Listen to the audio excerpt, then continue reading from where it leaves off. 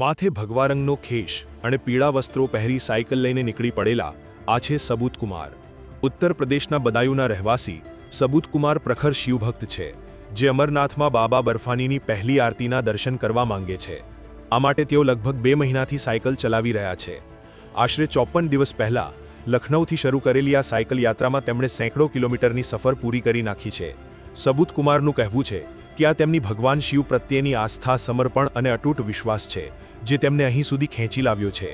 तो मुझे 1 महीना 24 दिन हो गया आज चलते हुए साइकिल पे, और अभी तक तो कोई मुझे प्रॉब्लम और बार नहीं हुई है, क्योंकि मुझे लगता है साक्षात भगवान मेरे साथ रहते हैं.